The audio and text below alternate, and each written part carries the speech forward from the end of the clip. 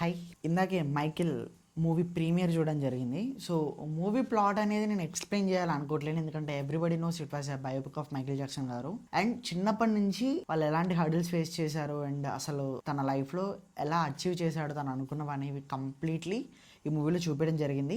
And movie duration వచ్చేసి మనకి 2 hours 7 minutes మాత్రమే ఉంటుంది, అంటే 2 గంటల 30 నిమిషాల కన్నా తక్కువనే అటు ఇటు. రీసెంట్లీ మీరు దురంధర్ సినిమాలు ఇలాంటి పెద్ద పెద్ద సినిమాలు చూస్తుంటే ఈ సినిమా నీకు చాలా చిన్నగా కనిపిస్తుంది, ఎందుకంటే when you're completely involve with the movie and the movie suddenly completed you feel like అప్పుడే అయిపోయిందా. So everybody was same reaction అనమాట థియేటర్ లో కూడా. ఫస్ట్ హాఫ్ చాలా బాగుంటది అండ్ సెకండ్ హాఫ్ ఇంకా బాగుంటది. మీరు ఏ ఎక్స్పెక్టేషన్స్ లేకుండా బయట రోడ్ అండ్ టమాటోస్ అలా ఏం పట్టించుకోకుండా మీరు, నేను చెప్తున్నా కదా, నీట్గా వెళ్ళిపోండి.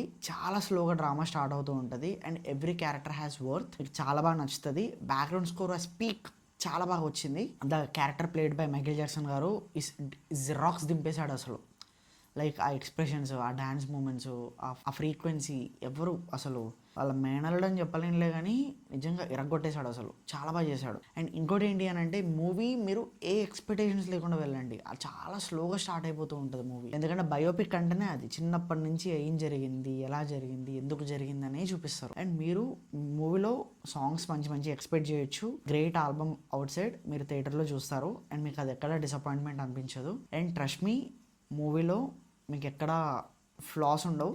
అండ్ ఎవ్రీ క్యారెక్టర్, మెయిన్గా మైకేల్ జాక్సన్ గారి ఫాదర్ క్యారెక్టర్ చేసిన పర్సన్ అయితే యూ విల్ హేట్ హిమ్. మీకు ఆ క్యారెక్టర్ చూస్తే కాలుతుంది, ఎక్కడ కాలాలో అక్కడ కాలుతుంది. సో మీకు ఎప్పుడైతే ఒక క్యారెక్టర్ని చూస్తే మీకు కోపం వస్తుందో then the character played well. వాళ్ళు ఎంత బాగా చేస్తే మీకు ఆ క్యారెక్టర్ని చూసి కోపం వస్తుంది. లిటరల్లీ మీకు చాలా బాగా అనిపించింది నాకు మూవీ చూస్తున్నంతసేపు. అండ్ మూవీ సెకండ్ పార్ట్ ఉంది, ద మైకేల్ జర్నీ కంటిన్యూస్. మళ్ళీ ఎప్పుడు వస్తుంది, ఎన్ని సంవత్సరాలు పడుతుందో తెలియదు నాకు ఇంకో సినిమా రావడానికి, బట్ వచ్చినప్పుడు మళ్ళీ will be seated for sure. మళ్ళీ అదే ప్రీమియర్ డే జరుగుతుంది, మళ్ళీ అదే షో ఉంటుంది. ఎక్కడుందో చూసుకొని వెతికి కూర్చొని మళ్ళీ అదే సినిమా చూడడం జరుగుతుంది. మీకు కుదిరితే వెళ్ళండి, మీకు కుదరకపోయినా వెళ్ళండి. ఎందుకంటే ఒకప్పుడు మైకేల్ జాక్సన్ లైవ్ కాన్సర్ట్ ఇస్తే అమ్మాయిలు అందరూ కలుదిరి పడిపోయే వాళ్ళంట. ఈ సినిమాలో చూస్తుంటే అది అసలు ఒక ఫీలింగ్. అది ఇప్పుడు మన సిడ్ శ్రీరామ్ కాన్సర్ట్లన్నీ చూస్తుంటే ఎలా అంటే మనోడు మైక్ పట్టుకొని ఆడ మైక్ పెట్టి, ఈడ మైక్ పట్టుకొని ఆడ మైక్ పెట్టి, ఆ వైబ్ అనేది మీకు అక్కడి నుంచి వచ్చింది. ఇదంతా ఆ ఇంగ్లీష్ నుంచి, ఆ పాప్ కల్చర్ నుంచి వచ్చింది తెలుగు కల్చర్ అంతా. సో మీకు చాలా ప్లేసెస్ లో రిలేట్ అవుతారు